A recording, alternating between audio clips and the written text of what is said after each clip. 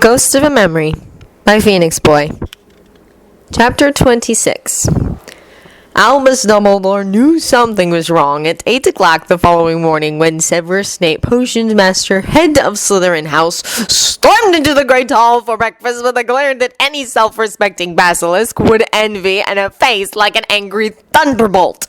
The students backed away. He contemplated for a moment the more delicate constitution that this generation had. James's bunch wouldn't have thought twice about their teacher acting like this, certainly not by their newt years.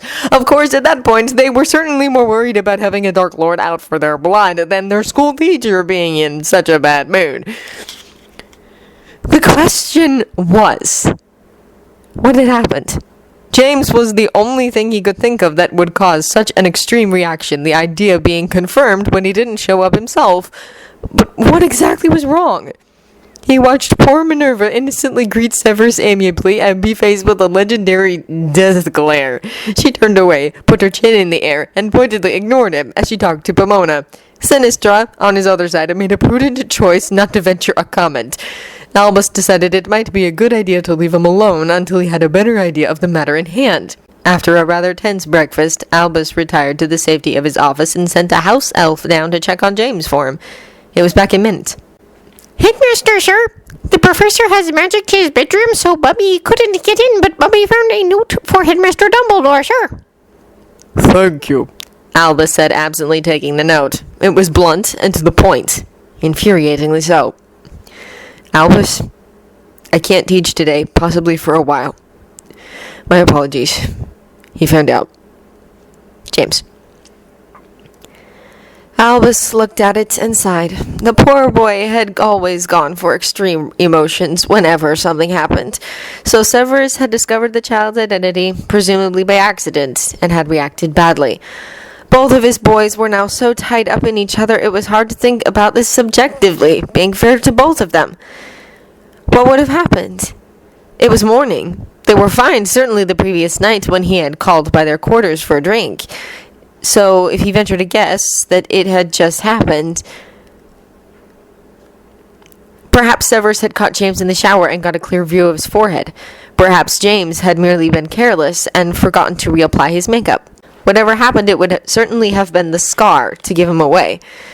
He was too careful to make another mistake. An hour's contemplation brought him to the conclusion that Severus would have to be forced to listen to reason and James would have to be gently brought back to an even keel again before he did something drastic like disappearing again. He had lost too much of his life already without losing him for a second time, yet he wasn't close enough to him anymore to really feel easy as mentor and comforter. Albus tossed a handful of flue powder into his fireplace and awkwardly knelt down to put his head into the green flames. Head of Merlin House's quarters, Griffin University, he shouted. It was strange how your habits stayed with you. After years of being told to say it clearly and shout if you need to, dear, he still used a loud voice. There was a peculiar sucking feeling, and Albus found himself looking out into his brother's study. Abe, he called imperiously. Of course his brother would come to him. He never called without a reason. Sure enough, a moment later, Abe rushed into the room, Claudius trailing along behind. Albus, he said, sounding pleased. What can I do for you? Get over here immediately. We have big problems with the project. Move your big head from the fire, then. And leave the damn goat behind, Albus said as a parting shot before he moved back away from the fire. What exactly is the problem? Abe asked, brushing down his robes and taking a seat in Albus's favorite chair. Severus found out. Found out what? Who James is. Was. Oh dear. My sentiment exactly. What happened? I'm not sure exactly, but it happened between 10 last night at breakfast this morning.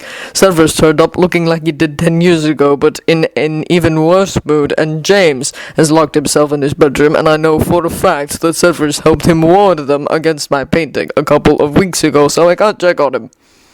Doesn't he have classes this morning? I was given a note saying that he was unable to teach today, perhaps for a while. Here, read it yourself. This really is serious. He's normally so conscientious, poor child. What do you want me to do? First, we're going to hack through the wards on his chambers so I can keep an eye on him. You will then go down and see what you can do to cheer him up a bit, and I'll call Severus up here for a serious talk, and let him see exactly what an impact he's had. I don't want them in the same room as each other at any point in the immediate future. They're powerful enough for there to be some serious accidental magic, particularly on James's part. Abe seemed to be thinking it over. From one of your ideas, it seems adequate. I'm not sure which of them will be hurting most right now, but Severus is one of the most hard-headed men I know, and James isn't much better. What's more, he has a guilt complex. If we leave him for long enough, he'll manage to convince himself that it's his fault Lucius Malfoy ever came to power, and that's when we have a real problem. Are you sure we can't send the house elf in to bypass the charms? What do you expect? Albus snapped. I've already tried that. You taught him to ward things, so of course he's been thorough. At Hogwarts, it's an obvious thing to do. Sorry, that was a little over-hopeful. Let's get started. It took them 2 hours to break a chink in the impressively solid walls. Albus, tired and with aching arms, made his way down to the potions classroom accompanied by Abe, who headed off towards James's rooms. The class in progress was 7th years, one that required little supervision, with a number of brewers competent to keep a check on the others while the teacher was absent. For that, Albus gave thanks to whatever power was guiding him. Certainly everything else was going badly enough. He knocked on the door to warn of his and pushed it open. It was never a good idea to interrupt the brewing process by walking in. His yellow robes in particular might startle a busy brewer long enough to cause an explosion. Slowly, he made his way down the aisle to the desk where Severus was seated, scrawling spiky notes on what appeared to be student essays. Severus looked up as he approached, and when Albus gestured towards the door, he scowled and stood up. Until my return, Miss Fancourt will be responsible for general order. Continue as you have been until the end of the lesson, he said, voice icy as he moved towards the door. If I have not returned by the end of the lesson, put a notice on the door telling all subsequent classes to go to the library. As soon as they were out of the room, he shut the door firmly and turned to the headmaster. What in Merlin's name do you want, Albus? He demanded harshly. If you insist on being difficult, I must ask you to come with me to my office where we can talk in a more civilized manner without being overheard by any curious students. Fine, he said, and strode off in the direction of the staircase, not even glancing at the corridor leading to his and James's quarters. Albus hurried to keep up. The man really did have long legs. No wonder his robes billowed so magnificently, if this was the pace he kept to. As soon as they were safely in the small turret, Severus stood scowling furiously in front of his desk as Albus puffed in and took his seat behind the desk. He looked up, hiding amusement. Do sit down. You look like a stubborn student here to be reprimanded. Grudgingly, Severus perched stiffly on the edge of a chair. Lemon drop? Tea? Not this time, maybe. Now, I know you don't like me meddling in your private affairs, but this is affecting the whole school, and as such, is my responsibility to talk to you. What happened last night that has upset you so much? If I don't know, there is no way I can help you in any way.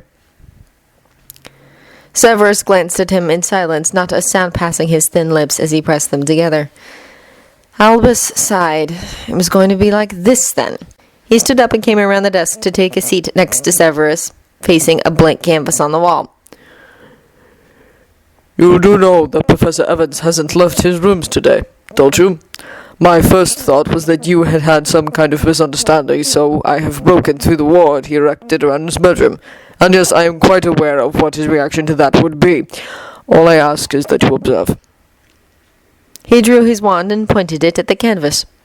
James's quarters, he pronounced clearly, and the image immediately formed. Albus's heart went out to the young man again as he caught sight of the scene playing out. James was in bed, wearing the boxers he must have slept in. His hair, usually neat and tied back, was loose, tangled, and sticking out in all directions as he curled on his bed, knees pulled tightly to his chest, and head buried in his arms. He was rocking slightly, as if so upset, so devastated that even the release of tears wouldn't come. Albus glanced sideways at Severus. His face was angled, as if he was looking out the window without a care for whatever was happening in the dungeons, but every few seconds his eyes were flickering towards the image with hidden interest. As they watched, Abe came in, wand still drawn from taking down the wards fully so that he could enter. He sighed, eyes closed for a minute as if silently praying for help, and came slowly and painfully across to the bed. James's head rose for a moment, a swollen red eye flicking open so quickly that it was as if he'd imagined it before vanishing again. Abe sat down next to him on the bed and waited for a few seconds. When it became clear that his protege wasn't going to move, he extended an arm and pulled James into his chest in a one-armed hug. There seemed to be no immediate change, but slowly, gradually, James's arms relaxed from their white-knuckled grip around his legs and shifted slowly towards Abe until he was clinging to his robe, head buried in his side, body shaking, with silent sobs now coming. The fear of rejection was clear in the exaggerated caution. One glance at Severus told him that this had had an effect, and not wanting to intrude on such a private moment anymore, Albus cancelled the charm and turned back to his other friend. He didn't say anything, leaving Severus alone with his thoughts until he was comfortable enough to look back at him to defend himself, confess, or make his accusations. Is there anything you want to say, Severus? Albus asked gently at last. There was a moment's silence. You knew, I suppose, Severus said. He sounded defeated, and Albus winced inwardly. Since the warding ritual, He confessed. As far as I know, only Hermione, Abe, Remus, and myself know. Not even Draco does. Standard prejudice against Slytherins. No, Albus said calmly, knowing that wasn't true. the man is as much Slytherin as he is Gryffindor, and proud of it. He merely fears to be thrown back into a world that he wants no part of, so keeps his identity to himself. He is quite happy being thought dead, happier than he ever was as a child. If he's so hating of the wizarding world, why is he here? Severus asked harshly. I didn't mean magic. He wouldn't want to lose that for anything. No, I meant the life of a hero. The media following him everywhere, the political expectations, the attention, the lack of privacy. He spent his whole life trying to escape it. Are you angry because he didn't tell you, or because you didn't realize, or because he's Harry Potter? Severus shot to his feet and towered over him. Why do you think, Albus? He's bloody James Potter's son, and he's probably just doing this for fun. Why should I demean myself for that? Dave's been saying you were more sensible than that, he said, disappointed. Obviously, this case required a very different tactic from the one he had been employing. Perhaps Severus was still carrying around most of his misapprehensions. His face hardened, and he snapped. Sit down, Severus. There was a long pause. Now. Severus reluctantly sat down. Good. Now take a lemon drop. Drugged, of course. Calming potion, I think you need it right now. Severus obediently ate a single lemon drop. Now what? I heard you insult and belittle that child throughout his school years, and perhaps some of it he did deserve. He was indeed a little troublesome at times, so I might point out, were you. What is more, Severus, is that he is an adult, not an 11-year-old. He knew perfectly well, or at least suspected, that you would react like this and dreaded it, risking it because he believed it would be worth it. You are going to tell me every reason you dislike him, and I will take every single one of your reasons and tear them to shreds. You may begin. Severus stared at him. The headmaster hadn't treated him like this for years. Eventually, he grudgingly began to speak. He has no respect for his elders. Strange, I have always found him to be most polite, quite unlike you, as I recall. There was that one incident when I was called things I hesitate to repeat. Perhaps the only reason he didn't worship the ground you walked on as a student was that you never gave him a reason to. You started that battle in his first lesson, and I cannot hold him responsible for the entirety of it. Very well. He is a rich, spoiled brat. I was lost it. That was an accusation that was so far from the truth, it was ludicrous. He was very, very close to losing control, and he honestly didn't care if Severus knew it and was scared. At the moment, he couldn't help but feel like he deserved it, hurting or not. Rich, I cannot deny, but he didn't learn of the extent of his money until his 16th birthday. only a couple of months before his disappearance. As to spoiled, with that I disagree entirely, and I am ashamed that you should even suggest it. That was something I count as one of the worst decisions of my life. Think back to Mr. Weasley's description of his relatives and multiply it by 10 if you want an accurate assessment. Young Draco was spoiled, yet I don't see you bullying him for it. Quite the contrary, in fact. So far, Devoy, you only seem to me hypocritical and short-sighted, and I have no sympathy for you whatsoever. Right now, I have a man downstairs who is so emotionally fragile that a rejection like this could easily have turned him to suicide had my brother not arrived. He is so insecure that he tells no one of his feelings, and what is more, he has no understanding of them whatsoever. Draco tells me that he came to him a while back to ask him what it felt like to be in love. What sort of man asks that? The most he has seen is Mr. and Mrs. Weasley, for a short period aged 12. Hardly a good basis for deep understanding. Why in the hell can't you get it into your head that he loves you completely for yourself, sarcastic and reclusive as you are, and anything else can go shoot themselves for all he cares? You are the first partner he has apparently ever shown any of himself to, and I can't blame him if he doesn't repeat the experience. Right now, you will return to your quarters to think about what you have heard and seen before I lose my temper and hit you with some extremely nasty hexes. Move! Severus looked at him as if betrayed, his face expressionless as he spun and marched with great dignity down to his chambers. He was not going to act as if he was a 10-year-old who'd just been sent to his room. As far as he was concerned, the headmaster was a biased, senile old man with more heart than brains and with obvious preferences for his Gryffindors. He had never expected sympathy, not for him, and had not received any. No one had ever bothered to give it to him because it would take so much effort to ram it through his prickly shields, and he didn't want it. He was a Slytherin, completely self-sufficient, and if the whole world turned against him, he would prove his independence.